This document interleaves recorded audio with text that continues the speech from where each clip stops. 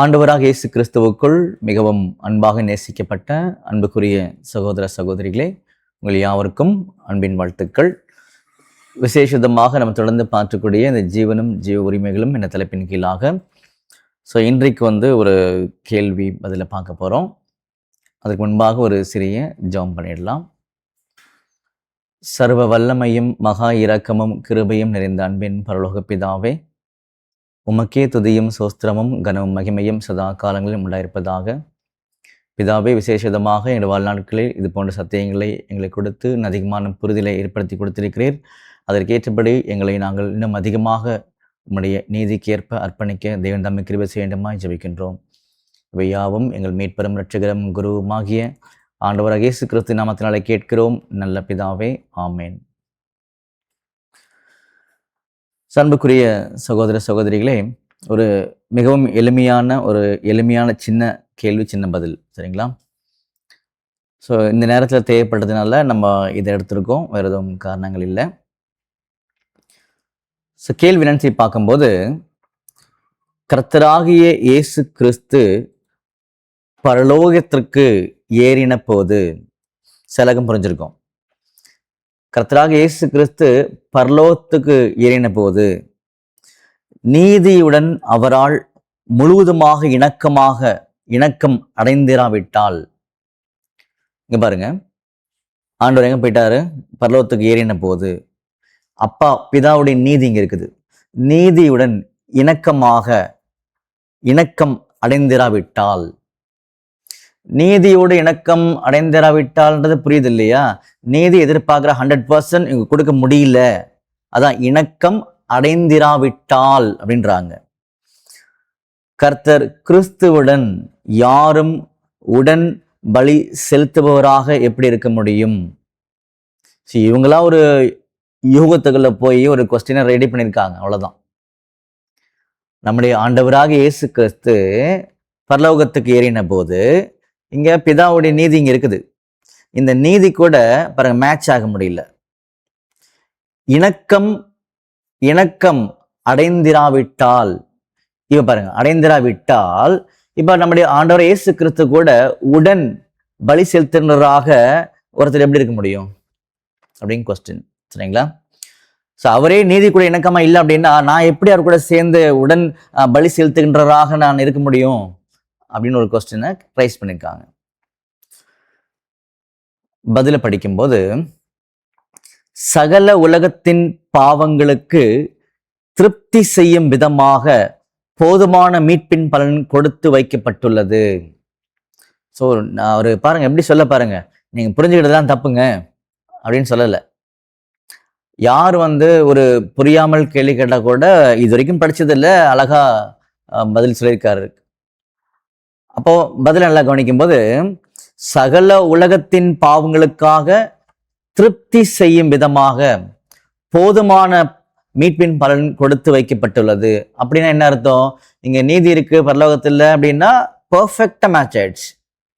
போதுமான அளவுக்கு என்ன தேவையோ அப்பாவுக்கு என்ன தேவையோ அதை குமாரன் கொடுத்துட்டாருங்க, மேட்ச் கரெக்டா ஆயிடுச்சுங்கன்ட்டாரு. இப்படி வைப்பு செய்யப்பட்டுள்ள வலிமையின் காரணமாக, இப்படி வைப்பு அதாவது வச்சிருக்காரு, நீதிய திருப்திப்படுத்தக்கூடிய வகையில ஆண்டோடைய மெரிட் இருக்குல்ல, பலன் இருக்குல்ல, அந்த பலனின் வலிமையின் காரணமாக பலியினால் உடன்படிக்கை செய்த கர்த்தர் இயேசு கிறிஸ்து மூலமாக நம்முடைய இயேசு கிறிஸ்துவே பலியினால் உடன்படிக்கை பண்ணிருக்கார். By covenant by sacrifice. நம்முடைய இயேசு கிறிஸ்துவே பலியினால் உடன்படிக்கை பண்ணியிருக்காரு. சொல்லிட்டு திரும்ப படிக்கிறேன். பலியினால் உடன்படிக்கை செய்த கர்த்தர் இயேசு கிறிஸ்து மூலமாக தேவனுடன் விசேஷ உடன்படிக்கையின் உறவுக்குள் வந்துள்ள சந்ததியின் இந்த அங்கங்களை விடுவிப்பதற்கு நீதி பூரணமாக இணக்கமுற செய்யப்பட்டுள்ளது அப்படின்னு பார்த்தீங்கன்னா அங்க சொல்றாரு, சரிங்களா?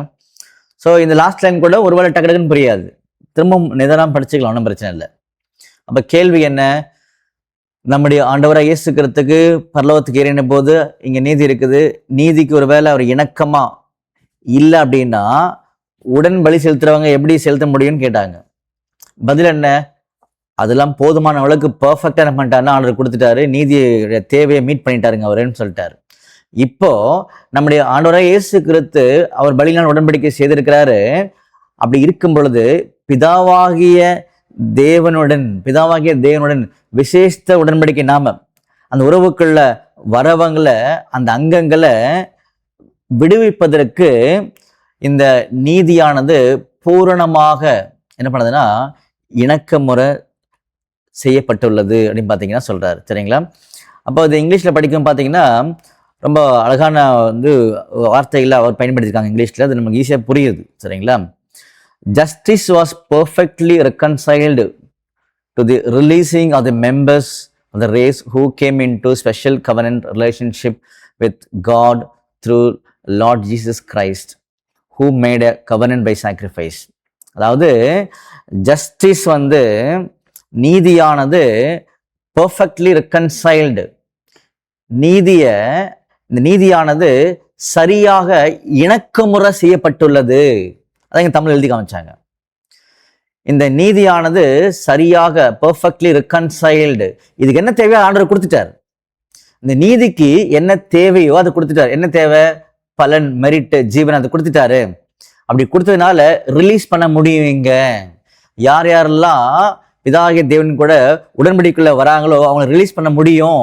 ஏன்னா அங்கே நீதி பெர்ஃபெக்டா என்னாச்சுன்னா நீதிக்கு இசைவாக பலி செலுத்தப்பட்டதுனால ரிலீஸ் பண்ண முடியுங்கன்னு சொல்லிட்டாரு அவர். சரிங்களா? பண்புக்குரிய சகோதரர்களே, ஸோ கன்க்ளூஷன்ல எளிமையா புரிஞ்சுக்கிறதுக்கு ஆண்டவரை இயேசு கிறிஸ்துவுடைய நீதியானது, அதாவது ஆண்டவர் இயேசு கிறிஸ்துவுடைய அந்த பலியின் பலனானது நீதியை திருப்திப்படுத்தக்கூடிய வகையில பர்ஃபெக்டா இருக்குதுங்க. அதனால யார் யாரெல்லாம் ஆண்டவர் இயேசு கிறிஸ்து மூலமாக பிதாகிய தேவன் உடன்படிக்கையில் வராங்களோ அவங்க ரிலீஸ் பண்ண முடியுங்க. ஏன்னா நீதியை அவர் திருப்திப்படுத்திட்டாருங்க அப்படின்னு சொல்லிட்டாருங்க. இதுதான் அன்புக்குரிய சகோதரர்களே பதில். ஸோ இது குறித்து இன்னும் அதிகமாக தியானிக்கலாம். ஒரு சிறிய ஜெபம் பண்ணி முடிச்சிடலாம். வானத்துக்கும் பூமிக்கும் ஆண்டவரே, உமக்கே துதியும் சோஸ்திரமும் கன மகிமையும் சதா காலையும் உண்டாயிருப்பதாக. விசேஷமாக எங்களுக்கு இப்பேற்பட்ட சத்தியங்களை கொடுத்து அதிகமான அறிவுகளையும் தெளிவுகளையும் கொடுத்து வருகிறீர். அதுக்காக நன்றி செலுத்துகின்றோம். இதை குறித்து இன்னும் அதிகமாக நாங்கள் தியானிக்க தேவன் நம்மை கிருபை செய்யும்படியாக ஜெபிக்கின்றோம். இவையாவும் எங்கள் மீட்பு ரட்சகரும் குருவுமாகிய ஆண்டவர் இயேசு கிறிஸ்து நாமத்தினாலே கேட்கிறோம் நல்ல பிதாவே. ஆமேன்.